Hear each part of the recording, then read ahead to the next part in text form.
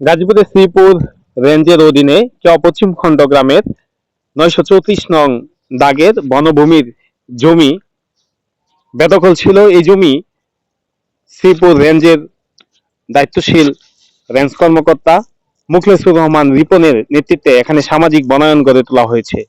কিন্তু বনের চারপাশে বেড়া দেওয়ার পরও বন কোনোভাবেই রক্ষা করতে পারছে না। যাদেরকে দায়িত্ব দেওয়া হচ্ছে তারাও এই বন সামলাতে হিমশিম খাচ্ছে।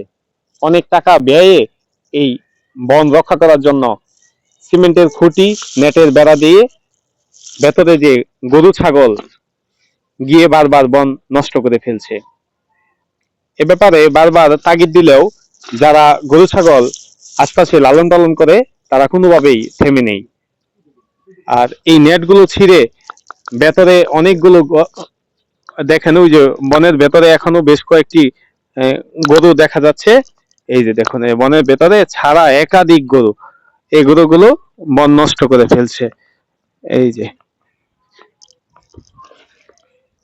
রেঞ্জ কর্মকর্তা মুখলেসুর রহমান বন রক্ষা করার জন্য একাধিকবার বিভিন্ন জায়গায় মারধরের শিকার হয়েছেন, নির্যাতনের শিকার হয়েছেন। এই কর্মকর্তা বন রক্ষার জন্য নিজেকে নিবেদিত করেও কোনোভাবেই সামাল দিতে পারছেন না। অর্থাৎ যারা পরিবার আছে, ওরা কি হয়েছে বলেন তো ব্যাপারটা নিয়ে। অত্যন্ত দুর্ভাগ্যজনক। এটা 934 দাগে একটা সম্পত্তি। এটা ভূঁইয়াগঞ্জ দখলে ছিল। বিগত দিনে সরকার মাপজোপ করে দেখেছিল বনায়ন করার জন্য জায়গা সিলেক্ট করছে। যেহেতু এটা বনায়নের সম্পত্তি, বনায়ন করছে। এখানে বনায়ন করার পর আমাদের কিছু সংখ্যক লোককে এটা দেখাশোনার দায়িত্ব দিচ্ছে। দায়িত্ব দেওয়ার পর থেকে এখানে দুই একটি পরিবার আছে আমাদের বিভিন্নভাবে হয়রানিমূলক কথাবার্তা, হুমকি ধামকি দিচ্ছে।